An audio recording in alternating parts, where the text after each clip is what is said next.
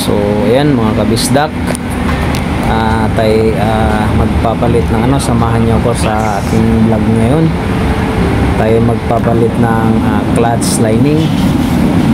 So ayan, pinaklas na natin. Bali yung motor kasi natin wala nang hatak mga kabisdak eh, kaya kailangan na natin magpalit ng clutch lining. So ayan, binaklas na ni kuya yung takip ng makina. So ganito lang pala siya kadali mga kabisdak.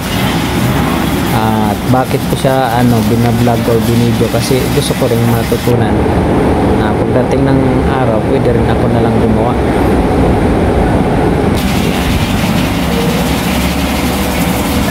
So ayan, binaklas na niya.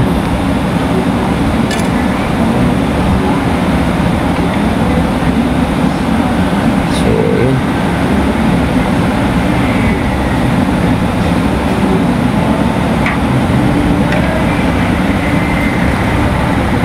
hinugot niya.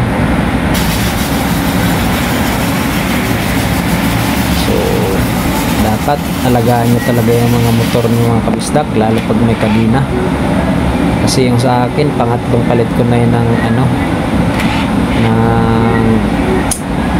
clutch lining kapag karamdam ko na wala ng hatak yung motor ko. At yan, mahirap din kasi pag nasunog yung lining, delikado yun mga kabisdak. Maaring madama yung gas lining. So delikado siya mga kabisdak. Napakamahal pa naman yan. Pag nagkaroon ng damage yung mga kabisdak, talagang siguradong tumataginting yung 15,000.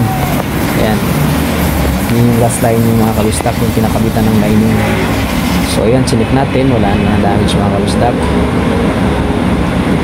So yun, pinalit pala natin sa Euro beeper natin is pang TMX na lining. Kaya kayo kung meron kayong Euro beeper man na gusto magpalit, madali lang. Ang ipalit nyo is pang TMX na lining, TMX 155. So yan, kasukat yan ng ating beeper man, 150. So yan, kinakabit na ni kuya.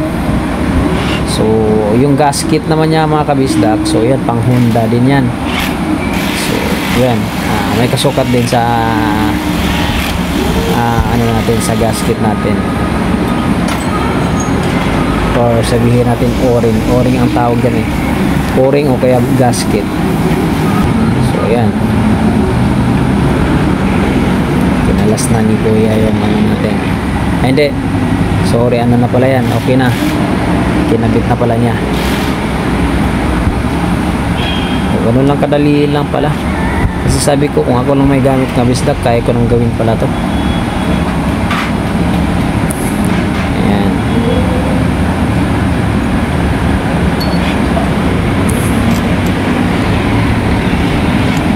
kinabit ko niya mga kabisdak. Ayan, binidyo natin yung gasket.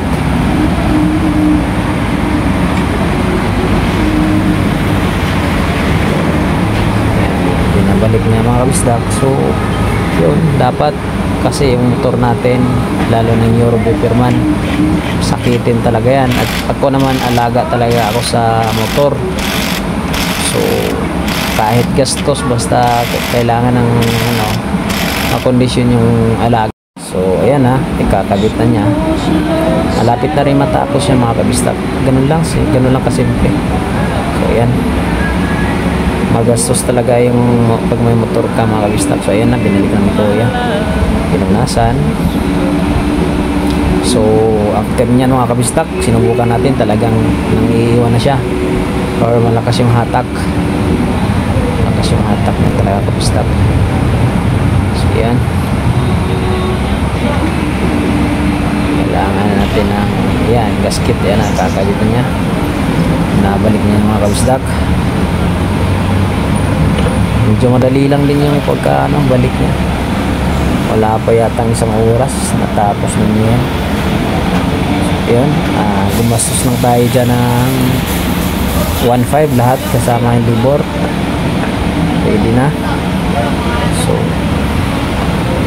kayo, pag yung motor nyo is Viperman, kailangan talaga nating alagaan mga kabistak, kasi para safe lagi yung ating biyahe at iwas na din sa abala.